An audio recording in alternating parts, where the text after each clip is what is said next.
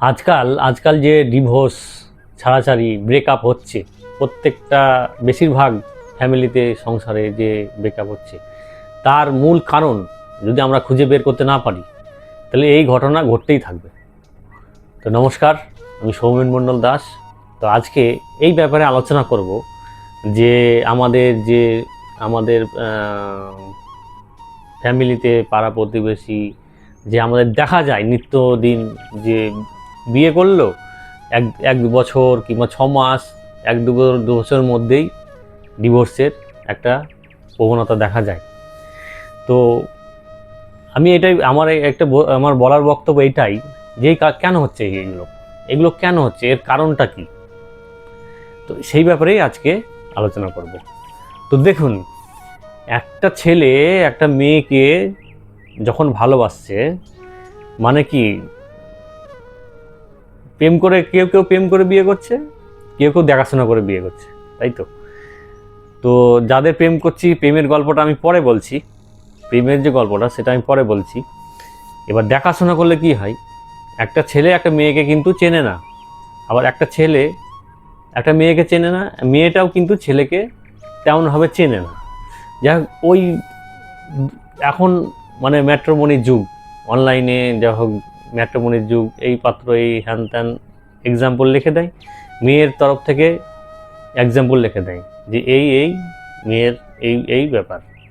তো সেটা দেখে কিছুটা বিয়ে হচ্ছে, আবার কিছুটা বিয়ে হচ্ছে কি, যে হ্যাঁ কেউ একজন রিলেটিভ সম্বন্ধ দেয় যে হ্যাঁ ওখানে একটা ভালো মেয়ে আছে কিংবা একটা ভালো ছেলে আছে, এই করে এই করে এই করে।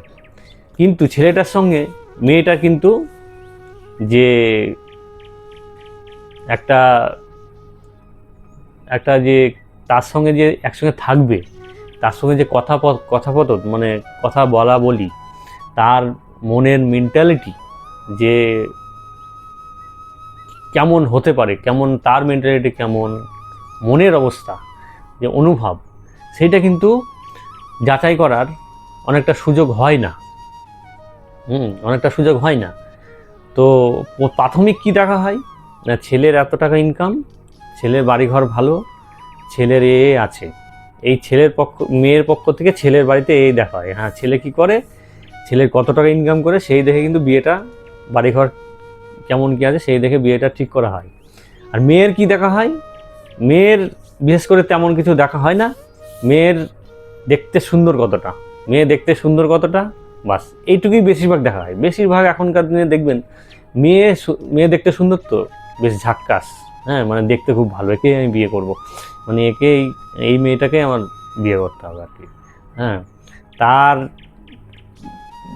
ব্যাকগ্রাউন্ড এক্স ওয়াই জেড অত আমার জানার দেখার দরকার নেই, এই মেয়েটা আমার খুব পছন্দ, খুবই দেখতে সুন্দর, এই মেয়েটাকে বিয়ে করতে হবে। হ্যাঁ, তো এইভাবে কি হয়, যাই হোক বিয়েটা হলো।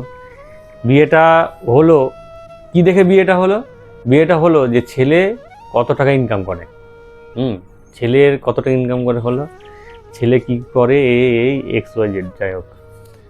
এইবার যখন বিয়েটা হয়ে গেল, তখন এবার একে অপরকে চাহিদা পূরণের পালন, চাহিদা পূরণ, যে হ্যাঁ তুমি এতটা ইনকাম করো, তুমি আমাকে এই বলেছিলে, বাস এর জন্য আমি তোমাকে বিয়ে করি। তোমার মানে তুমি কালো তাতে আমার সমস্যা নাই, তোমার দেখতে ভালো না তাতেও আমার সমস্যা নাই, তোমার যেগুলো আমার দরকার সেই জন্যে তোমাকে আমার বিয়েটা করা হয়েছে। সেই জন্যই তোমাকে আমার বিয়েটা করা হয়েছে। আবার কী হচ্ছে, চাহিদা পূরণ। যাই হোক, বিয়ে হয়ে গেল, ফুলসজ্জা মানে সব কিছু হয়ে গেল, একটা শারীরিক চাহিদা পূরণ হয়ে গেল। তারপরে এবার সেকেন্ড স্টেপ আসছে যে হ্যাঁ আমার যে শখগুলো আছে, একটা মেয়ের দাবি কি হয় জানাবেন, আপনারা কমেন্ট করে জানাবেন।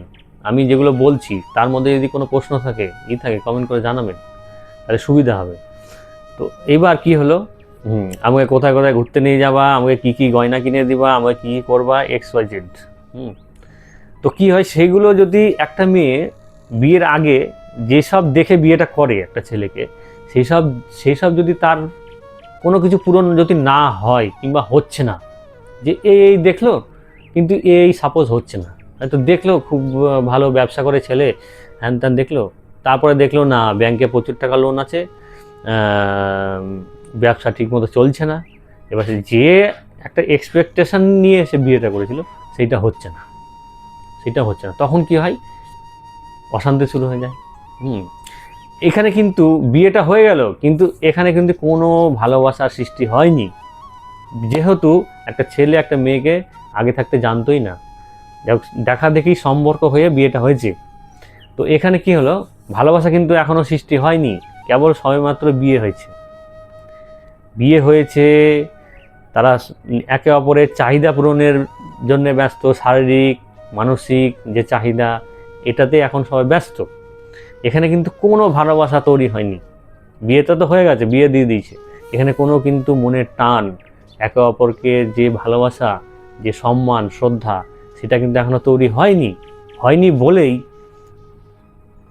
চাওয়া পড়ার এখন হিসাব চলছে যে হ্যাঁ তোমাকে আমি এই দেখে বিয়ে করেছি, আর ছেলে ভাবছে হ্যাঁ তোমার রূপ যৌবন দেখে আমি বিয়ে করেছি, বাস আমি ভোগ করবো এখন।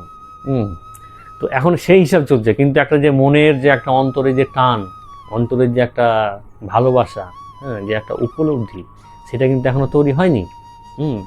এইটা তৈরি হতে মোটামুটি 5 থেকে 6 বছর লেগে যায়, 5 থেকে 6 বছর লেগে যায়। এইভাবে চলতে চলতে যাদের টাকা পয়সার কোনো অভাব থাকে না, সব কিছু পূরণ হয়ে যায় সব দিক দিয়ে, তারা তো প্রাথমিক তো বুঝতে পারে না যে কি ব্যাপার, কি হলো না হলো। কিন্তু দেখবেন ভালোবাসা কিন্তু অন্য জিনিস, অন্তরের টান, হৃদয়ের টান, সেটা যদি স্বামী গরিবও হয়ে যায়, প্রথমে হয়তো ব্যবসা ভালো চলতো, এখন চলছে না, তাও কিন্তু যে যদি ভালোবাসার উপলব্ধিটা হয়ে যায়, তবে স্ত্রী তার সুখে দুঃখেই পাশে থাকবে। আবার যদি স্ত্রীর যদি রূপ যৌবনে শরীর খারাপ হয়ে যায়, কোনো অসুখ বিসুখ হয়, তাও কিন্তু স্বামীর ভালোবাসা কমবে না। কোনোদিনও সেই স্ত্রীকে ছেড়ে কিন্তু সে করবে না। তো এইটা হতে টাইম লাগে, 5 বছর 6 বছর এরকম টাইম লাগে। তো তার আগে কি হয়, প্রথম ওই যে ডিভোর্স যে ছাড় পত্রটা হয়, ওই প্রথম 6 মাস 1 বছর, ওই 2 বছরের মধ্যে, এরপরে যত দিন যাবে ততদিন কিন্তু সম্পর্কটা ধীরে ধীরে ধীরে ধীরে ভালো একটা যে চাহিদার একটা যে সম্পর্ক ছিল, সেটা কিন্তু ধীরে ধীরে ধীরে ধীরে প্রেম ভালোবাসার মধ্যে আস্তে আস্তে সম্পর্কটা জড়িত হবে। তখন এই ডিভোর্স ব্রেকআপ হওয়ার চান্স খুবই কম হয়ে যাবে।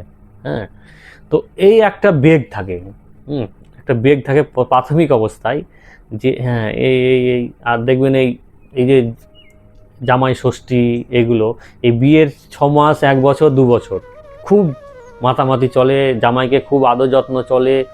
কারণ একটা আমার মেয়েকে আমি তুলে দিয়েছি জামাই হাতে, জামাইকে আদর যত্ন করলে আমার মেয়ে ভালো থাকবে। আর জামাইকে আদর করতে পারলে আমার মেয়েটা ভালো থাকবে।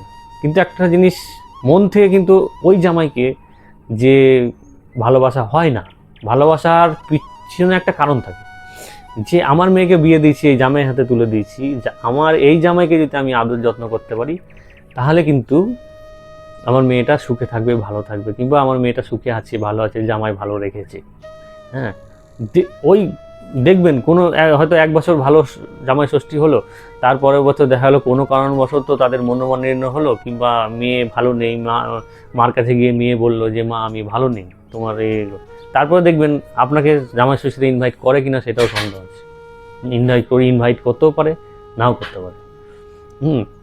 তো এই ভালোবাসা তৈরি হতে কিন্তু 5 থেকে 6 বছর লাগবে। তো যারা নতুন বিয়ে করছেন তারা এটা মাথায় রাখবেন যে কিন্তু সব কিছু কিন্তু হিসাবে, আর একে অপরের চাহিদা পূরণ করার জন্যে 1 থেকে 2 বছর 3 বছর কেটে যাবে, তারপরে ধীরে ধীরে ধীরে ধীরে ভালোবাসা তৈরি হবে।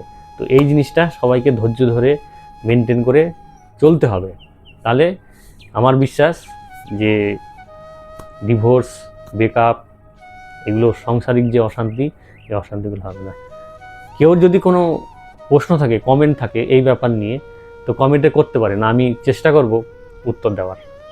এরপরে বলি, যারা বিয়ের আগে যারা প্রেম ভালোবাসা করছে, তারা কিন্তু দেখুন ভালোবাসার লেশ মাত্র কিন্তু থাকে না, আপনি যাই বলুন তাই বলুন, একটা কিন্তু সময় কাটানো, যে ব্যাচেলার অবস্থায় যে একাকিত্ব এইটা কাটানোর জন্যে অনেকে কিন্তু রিলেশন তৈরি করে।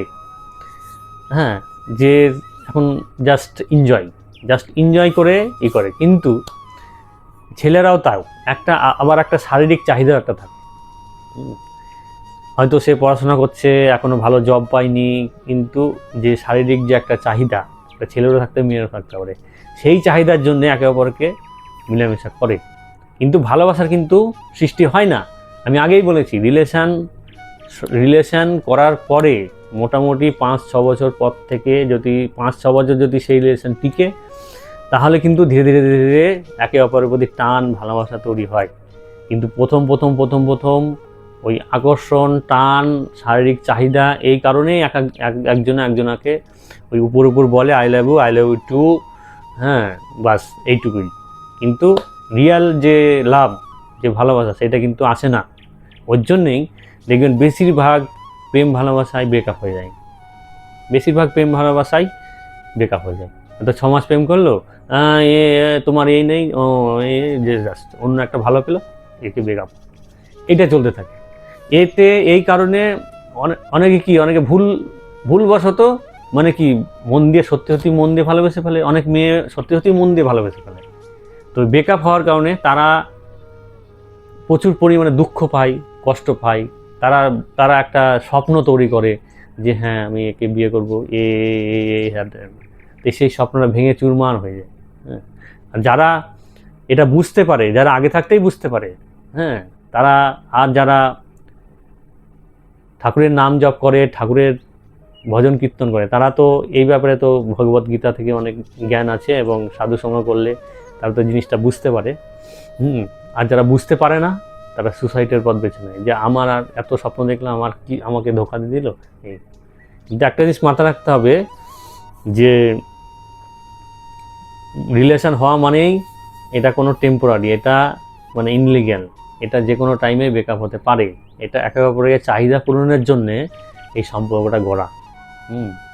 তো যাই হোক, এই যদি ভালো লাগে লাইক করবেন, শেয়ার করবেন, আর কোনো যদি মন্তব্য থাকে কমেন্ট করে জানাবেন। হরে কৃষ্ণ, হরি বল।